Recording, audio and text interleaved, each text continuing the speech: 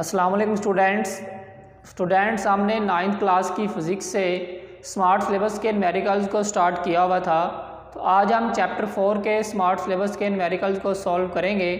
तो स्टूडेंट्स इससे पहले हमने चैप्टर 1, चैप्टर 2 और चैप्टर 3 के स्मार्ट सिलेबस के न्यूमेरिकल्स को सॉल्व कर लिया है। तो स्टूडेंट्स अगर आप लोगों को चैप्टर 1, 2 या 3 में से स्मार्ट सिलेबस के न्यूमेरिकल चाहिए तो डिस्क्रिप्शन में लिंक मौजूद है, आप लोग वहाँ से देख सकते हैं। तो अभी हम चैप्टर 4 स्टार्ट करते हैं। तो चैप्टर 4 का जो फर्स्ट न्यूमेरिकल है हमारे पास हुआ है 4.1, find the resultant of the following forces 10 newton along X axis, 6 newton along Y axis and 4 newton along negative X axis. तो स्टूडेंट्स हम क्वेश्चन नंबर 4.1 स्टार्ट करते हैं। उसमें हमें फोर्स दी हुई है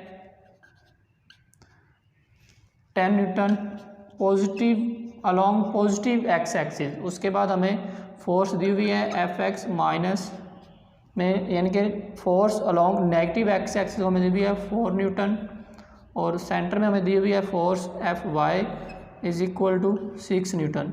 स्टूडेंट्स उसका क्वेश्चन है हमने क्या फाइंड करना है, रिजल्टेंट फाइंड करना है। तो रिजल्टेंट में स्टूडेंट हमारे पास फोर्स की मैग्नीट्यूड होती है और साथ हमारे पास डायरेक्शन होती है कि हमारे पास वो फोर्स एक्स एक्सिस के साथ कौन सा एंगल बना रही है। तो स्टूडेंट्स हमारे पास जो फोर्स की मैग्नीट्यूड फाइंड करने का फॉर्मूला है वो हमारे पास है F is equal to F X scale plus F Y scale. Students अब हमारे पास एफ वाई की वैल्यू तो गिवन है जबकि एफ एक्स की वैल्यू नहीं है। ये F force along positive X axis है, ये force along negative X axis है। तो पहले हम क्या करेंगे, एफ एक्स की वैल्यू को कैलकुलेट करेंगे। तो एफ एक्स हमारे पास आ जाएगा F X plus plus minus F x minus, यानी कि force along positive X axis plus force along negative X axis. लेकिन नेगेटिव एक्स एक्सिस के साथ मैंने माइनस का साइन इसलिए लगाया है कि दोनों फोर्सेस एक दूसरे के अपोजिट डायरेक्शन में है। तो एफ एक्स मेरे पास कितनी है, एफ एक्स मेरे पास है 10 न्यूटन प्लस ये मेरे पास है -4। तो मेरे पास जो एफ एक्स की वैल्यू आ जाएगी वो आ जाएगी 6 न्यूटन। ठीक है स्टूडेंट्स, एफ एक्स की वैल्यू मेरे पास आ गई है, एफ वाई की वैल्यू मेरे पास पहले मौजूद थी। तो ये मेरे पास क्या आ जाएगा, F is equal to 6 plus 6 का स्केल। तो F is equal to 36 plus 36। तो आपके पास जो फोर्स की वैल्यू आ जाएगी 72 का अंडर रूट आ जाएगा ऊपर, इसको ख़त्म करेंगे तो हमारे पास 8.5 न्यूटन फोर्स आ जाएगी। ठीक है, अब स्टूडेंट हमने उसकी रिजल्टेंट बताना है, डायरेक्शन बतानी है। तो थीटा डायरेक्शन फाइंड करने का फॉर्मूला हमारे पास होता है theta is equal to tangent inverse F Y over F x.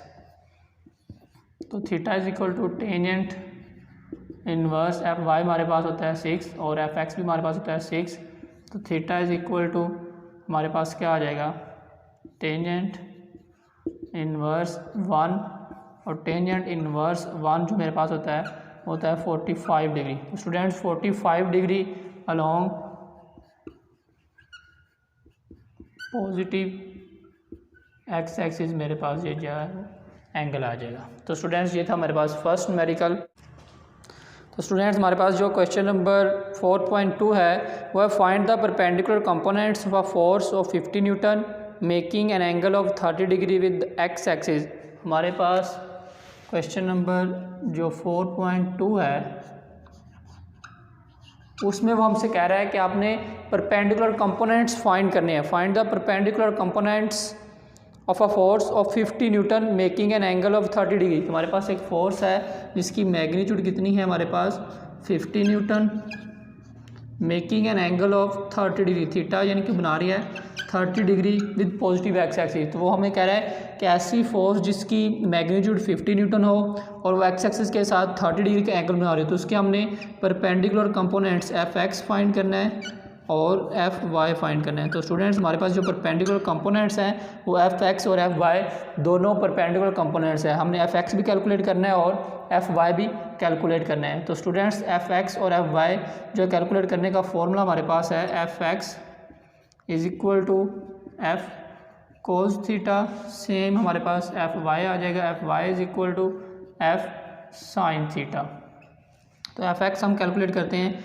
F X हमारे पास एफ कितना है 50, कोस थीटा हमारे पास कितना है 30 डिग्री। तो स्टूडेंट्स जब इसको हम सॉल्व करेंगे तो हमारे पास जो एफ एक्स की वैल्यू आएगी वो हमारे पास आएगी 43.3 न्यूटन। ठीक है स्टूडेंट्स, अब हम क्या करते हैं एफ वाई कैलकुलेट कर लेते हैं। F Y is equal to F मेरे पास कितना है 50 साइन थीटा की जगह पे 30। तो स्टूडेंट्स जब इसको हम सॉल्व करेंगे तो हमारे पास जो एफ वाई का आंसर आएगा वो आएगा 25 न्यूटन। तो स्टूडेंट्स ये हमारे पास उस फोर्स के परपेंडिकुलर कंपोनेंट्स आ गए हैं, एफ एक्स भी और एफ वाई भी आ गया है। तो नेक्स्ट स्टूडेंट्स हमारे पास न्यूमेरिकल है, find the magnitude and direction of a force if its X component is 12 newton and Y component is 5 newton. तो स्टूडेंट्स हमारे पास जो क्वेश्चन नंबर 4.3 है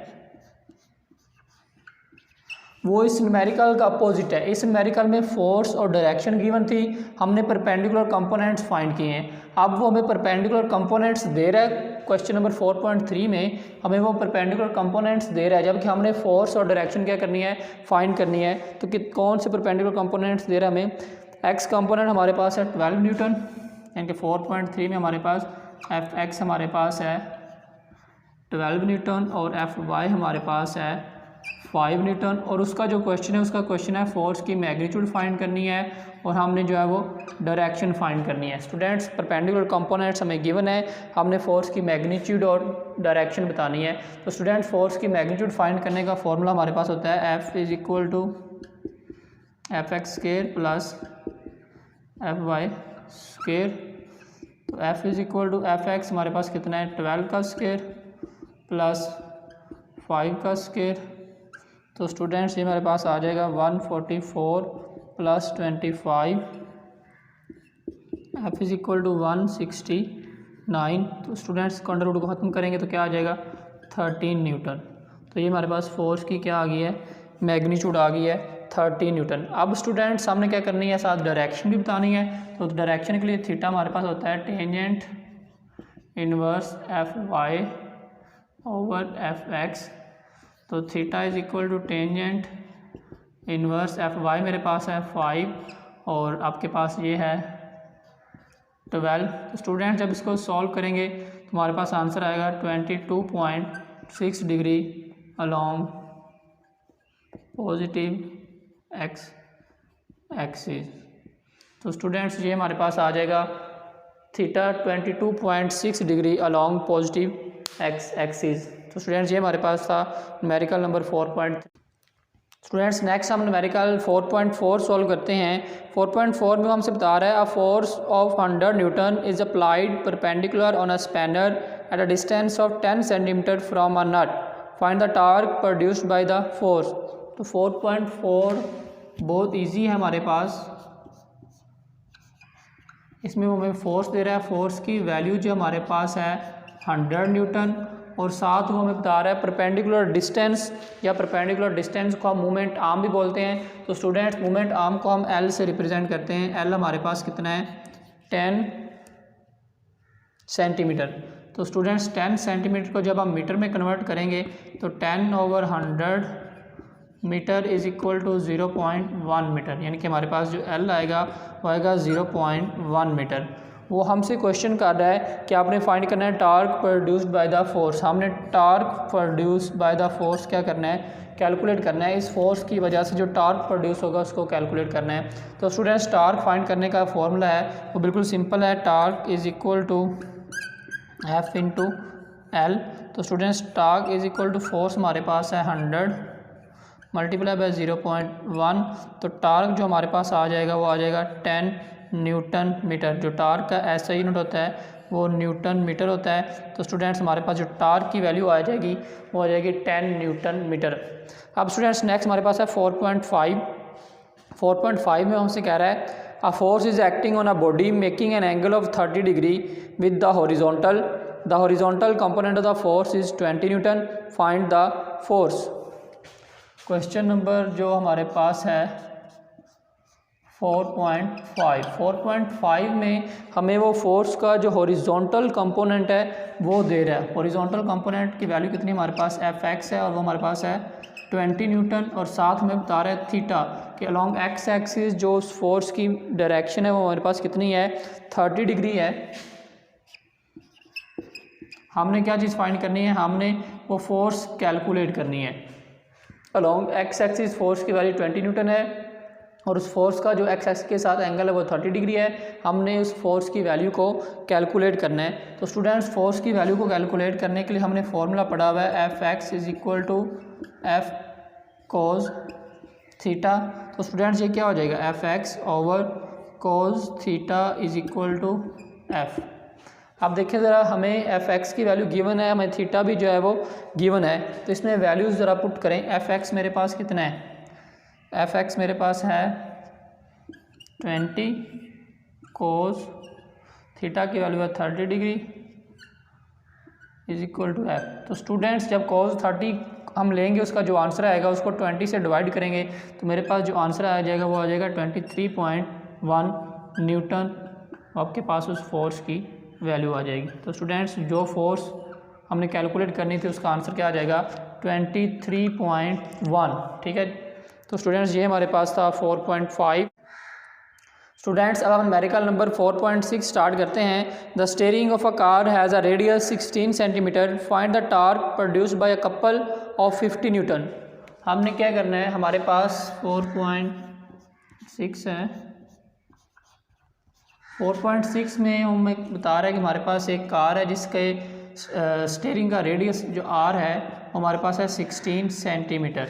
16 सेंटीमीटर को हम कन्वर्ट करेंगे मीटर में तो ये आ जाएगा 0.16 मीटर, और फोर्स हमारे पास लग रही है हमारे पास 50 Newton.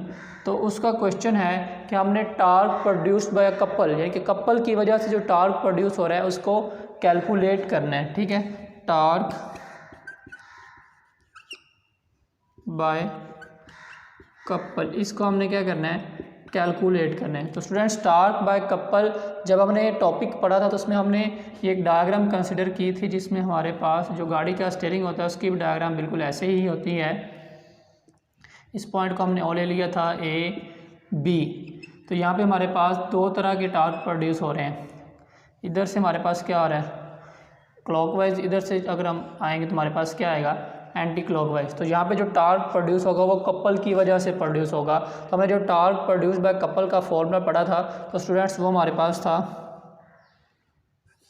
Couple is equal to F into AB। इस टॉपिक के हिसाब से अगर मैं ये फॉर्मूला लिखूँ तो AB मेरे पास क्या था, AB मेरे पास ये सपोज एक स्टीयरिंग है, तो स्टीयरिंग का जो रेडियस होता है वो OB होता है, यानी कि OB या OA।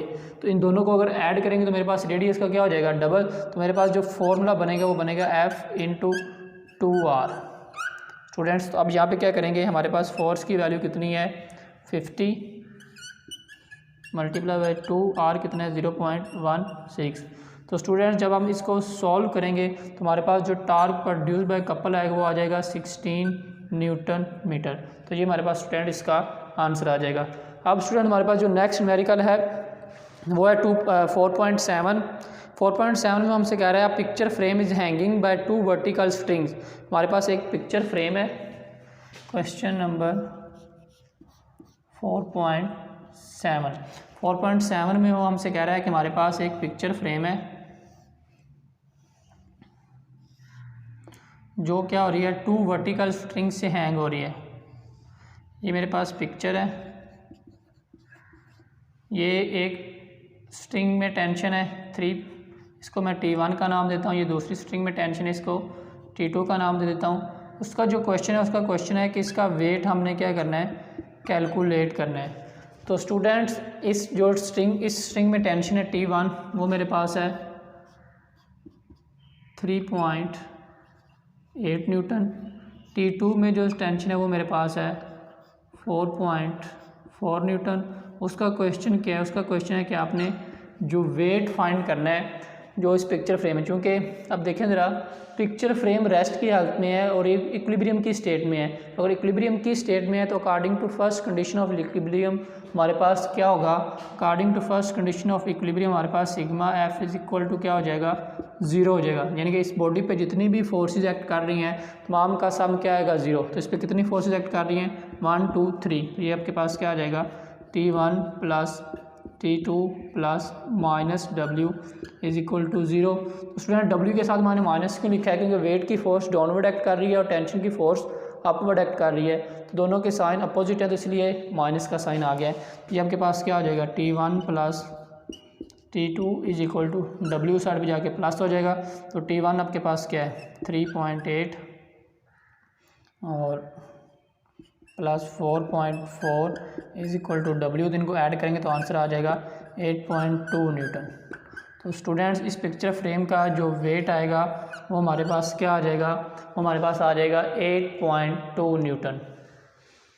तो स्टूडेंट्स ये थे हमारे 4th चैप्टर के स्मार्ट सिलेबस के न्यूमेरिकल्स। उम्मीद है आप सब लोगों को समझ आ गई होगी। थैंक यू, अल्लाह हाफिज़।